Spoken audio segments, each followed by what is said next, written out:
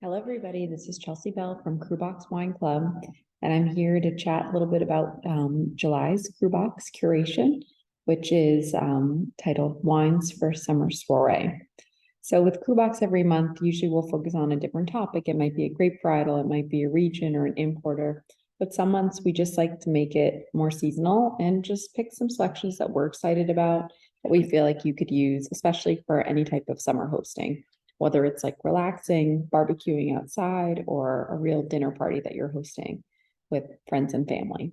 So without further ado, let me get into the 4 wines that we're focusing on for this month. We'll start off with the 2019 Stromsburg Root Rosé, which is coming from California. And this is a winery that's one of the most classic, I'd say, American sparkling wine houses that exists. It's a wine label that was founded in the late 1800s. And it also was a winery too that was featured at many White House events and galas over the years. So kind of the official sparkling wine house of the presidents.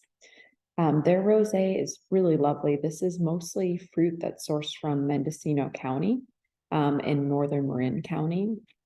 So overall here we have a base of Pinot Noir with a little Chardonnay blended in. So the Pinot Noir is a little red juice that they blend in with the white juice to give it just that touch of color. And the Pinot Noir overall gives you some toastier kind of fruit components, and the Chardonnay really kind of cleans things up a little bit and makes things a little more crisp and a little more mineral driven. This is sourced from, once again, mostly Mendocino, but also fruit sourced from Napa and Sonoma.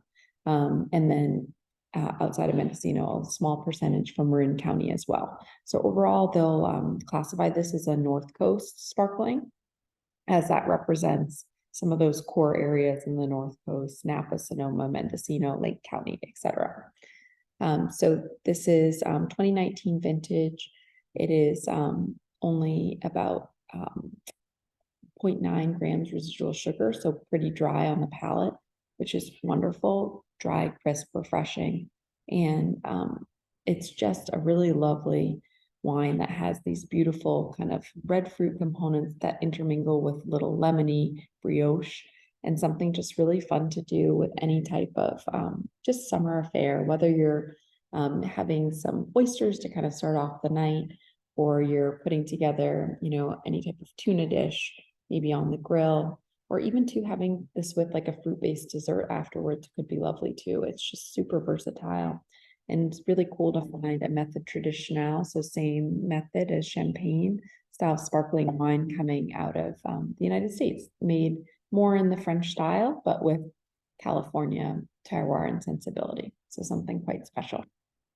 Next, we'll move on to the 2022 Thomas Labai Les Aristides Sancerre. So Sancerre, of course, coming from the village or appellation of Sancerre in the eastern part of France's Loire Valley. So this is an area known overwhelmingly for Sauvignon Blanc production. So if you see Sancerre on the label and it's white, it's always going to be Sauvignon Blanc. If it's red or rosé, it will be Pinot Noir, which are the 2 main grape varietals that you don't find as much Pinot Noir. You're finding a lot of producers that are starting to focus on single plots or single expressions of Sancerre, whereas when Sancerre first was more popular, it was something where you just find the label Sancerre, the label, so they could source fruit from all over. But now you're starting to find more single vineyard or single plot expressions, which is quite interesting, just to show the difference in terms of soil type. Overwhelmingly in Sancerre, you're going to find a lot of soils a little more similar to what you find up in Chablis, kind of more of those Cameroonian and limestone-based soils, which give you this beautiful underlying minerality. But you also have here really gorgeous, like elegant acidity and sometimes some herbaceous characteristics that are very classic, which come through since this is a much cooler region for Sauvignon Blanc production. This is a relatively newer producer to the Louis Dresner portfolio, an importer that we do a lot of work with, which focuses on smaller family-owned domains, usually always organic, sometimes biodynamic too. And this is a vigneron, Thomas Labai, out of Chavignon, So Chavignon is one of the little villages that makes up Sancerre, the Sancerre appellation. It's literally a budding and it's right next door, and makes actually some of my favorite Sancerre, from some of my favorite producers. So this producer is known là-bas for one of their famous old vine vineyards, Mont Dame, one of the greatest vineyard sites. But this is a really lovely expression of a couple different sites, Aristide. And what we love about this producer is he works with a lot of different ways of prepping his Sauvignon Blanc, not just in stainless steel, but he'll also use concrete vats or some older barrels too. So you find that this is a Sancerre that has a little bit more texture to it. It's a little more rounded with layered aromas, and definitely something that is a little bit more serious. I always love to do Sancerre, of course, with any type of goat cheese dish. It's always quite wonderful, but it's also really great with any type of herbaceous dish. So especially if you're grilling like fish or having any type of white fish dish, accompanied with some green herbs, I think that that's always a really nice combination of flavor profile. So I hope you enjoy it, because Sancerre is just a summer perfection, in my opinion. Next, we have Weingut Consign. So this is a little husband-wife duo out of the Saar, which is the like premier spot within Germany's Mosel Valley for Riesling production. So Die Gärtnerin from Consign is just like literally one of the most delicious, fun, fresh Rieslings that we love in a screw cap, which I must say can make things very easy for when you're having or hosting an event. You can still find some wonderful wines under screw cap. A lot of times it will overwhelmingly be wines that are meant to be more youthful and that don't need to have age-worthy or long-term aging potential. And there's nothing wrong with that too. There's so many great wines out there that really are just meant to drink, within a couple of years, because that's when they're going to be best, because it's all about the appreciation for youthful fruit. So what I love about this style from Consign is you can tell usually on the back of the label, this is 9%, that you'll get a little bit of a residual sugar, especially if you find a Riesling that's under like 11.5% or so. This is especially really fun to do when it's super hot out and you just want like a touch of fruit. And I chill this down really nicely.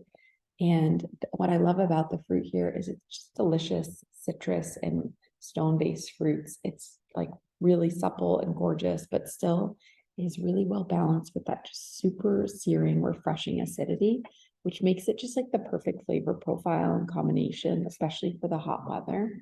This is really great to do with any type of spicier dish, because whenever you have a little residual sugar, it can stand up to some bolder flavors, or especially subdue some spicier flavors. So I think you're going to really enjoy the texture here. And there's almost like a little bit of a salty quality to it, which just maybe comes from the minerality, these blue slate soils, and it just makes you just keep on wanting to gulp it or glug it down. It's just super fun, but at the same time, really high quality. So I hope you enjoy. Last but not least, we have the 2018 Pagliarese Chianti Classico. So coming from the Chianti Classico, which is in the heart of Chianti, the Chianti production zone in between Florence and Siena. This is where the top Chiantis are made in the original zone for production.